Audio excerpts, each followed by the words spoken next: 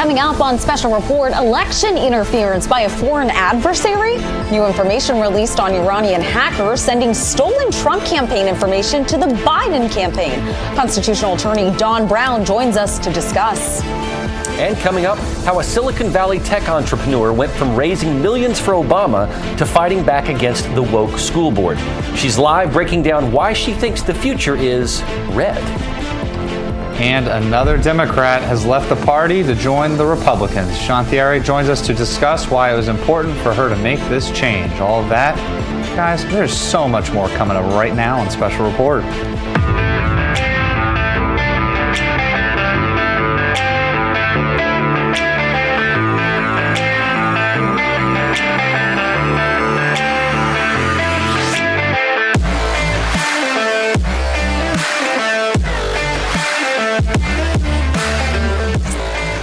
Happy Friday. We made it through another week and another week of busy news as well. Welcome into Special Report. I'm Michelle Backus alongside Bo Davidson here, Tara Dahl and Kaylin Dorr. Happy Friday, everyone. Let's get right into the show with the alarming news that Iranian hackers sent stolen Trump campaign information to Biden campaign staffers. This is a major deal that the left is trying to act like never happened. So what are the legal ramifications? Let's bring in constitutional lawyer, author, and former JAG attorney, Don Brown. Don, thank you so much for joining us here on Special Report today. Good to be here, and happy Friday to everybody. Happy Friday. Well, we got to dig right into this, Don. Is this Iranian collusion with the Biden campaign? Well, it certainly does appear to be. With the Harris campaign, I guess, is what we have now. Iran, first of all, has violated federal law, the Federal Computer Fraud Act, Fraud and Abuse Act. They've hacked into the Trump campaign's computers, which is a violation of federal law, and it certainly puts the onus on not only the Harris campaign, but also a number of the campaign associates, such as the super PACs. If you use any of that information at all, it is illegal to accept assistance from a foreign power that is of value under federal election law and the Federal Election Campaign Act. And I think the Trump campaign should put the Harris campaign on notice and any super PACs on notice that if you use any of this information, either directly or peripherally, then you also are in violation of federal law, and the Trump campaign should demand the Justice Department what good that will do to investigate and Congress to get on it immediately. It creates all kinds of federal legal problems for the Democrats, for the Harris campaign, and for the super PAC supporting the Harris campaign, and it doesn't need to be covered up. Yeah, absolutely, Don. And hopefully they treat it just like they did the Russian collusion as well. I want to switch gears now to an issue that is not getting enough attention, but has massive impacts on many Americans, such as small business owners, farmers, and ranchers, and that is the unconstitutional Corporate Transparency Act. Senator Tommy Tuberville has been sounding the alarm on what this law means for small business owners. And here he is on the Senate floor from back in May talking about it. Take a listen. The Corporate Transparency Act, or in as DC we call it, and we call it the swamp speak, the CTA Act. The CTA is to me, one of the worst examples of big government overreach that I've seen since I've gotten to Washington over 3.5 years ago. That's saying a whole lot, since our country is $34 trillion in debt. The CTA was signed into law in 2021 as part of the fiscal year 2021 NDAA. Simply put, the Corporate Transparency Act is an outright attack on the 32 million small businesses in this country. This includes farmers, restaurants, gyms, lawn service companies. The CTA specifically targets working Americans with an LLC, and failure to comply could put you in jail for up to 2 years per violation, plus slap on $10,000 per violation. Well, for a reaction, I want to also bring in attorney Eric Hygas with the Texas Public Policy Foundation. Eric, thank you so much for joining Special Report. Absolutely. Thanks for having me.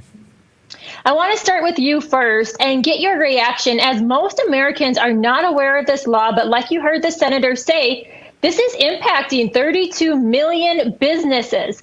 Can you break it down for us?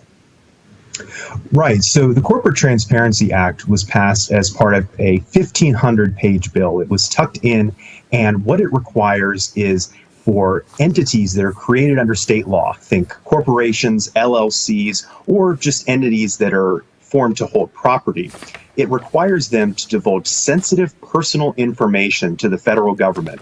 The government's going to put this in a law enforcement database that they can query at any time. And they don't have to have a court order.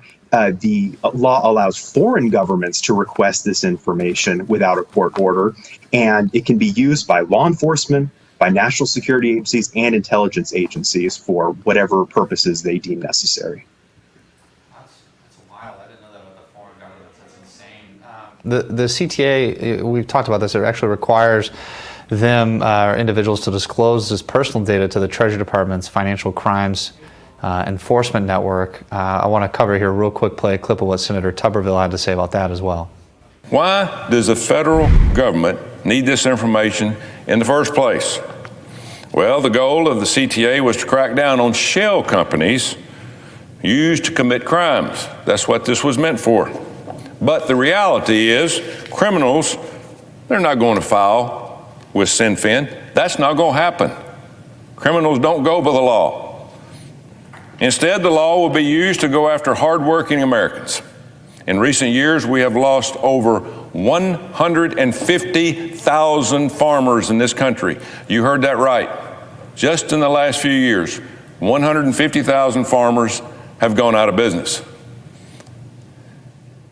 They can't keep up with Joe Biden's high-price economy. It's not happening. They're not making any money. They're selling out. And now the CTA is going to squeeze them for every last cent. It's just another way that this administration can use the federal government to go after conservatives and Christians. To add insult to injury, FinCEN has done little to nothing to educate Americans on the CTA and the harsh consequences if you don't comply. It's almost like they want Americans to be ignorant about the new law so they can punish them for not complying. Amen, Coach. Don, he says this law will be used against hardworking Americans and not big businesses like BlackRock or Facebook or Amazon. They don't have to comply. So, they're just out here targeting the middle class? Like, what's the deal?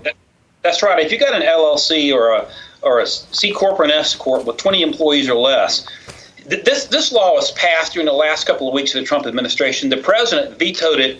The Democrats in Congress overrode the veto, and it's going to create a ticking time bomb for small businesses effective January 1, 2025. And if you don't comply, not only is it a $10,000 criminal fine, 2 years in prison, but potentially a $500 a day assessment that could be will hit Americans with that. And so we're going to have Americans getting big tax bills if this thing gets struck down. It is a great and absolute in-your-face violation of the Fourth Amendment. In my opinion, it is unconstitutional. But I'm warning all my clients, you better be ready, because they're going to come after you if this thing isn't shot down between now and the first of the year. And we're depending on the courts to do it because we don't have votes in Congress to strike it down between now and the next administration. Eric, you're an attorney. What are your clients saying about this law, and are they aware of it? Deadlines are coming up soon. Some have already passed, correct? And only 10% of required submissions have complied. Reports are because businesses are just not aware of this? Right. Again, this is going to affect 32 million businesses and entities in this country. And a lot of them are small entities that don't have the resources to hire lawyers to figure out all of these new requirements. And so this law is really going to affect the small people out there. Our client, Samantha Smith, is a property owner in Austin, Texas. She owns a second home on the same street that she lives on. And the federal government is now saying that they can regulate her rental company because it somehow affects interstate commerce.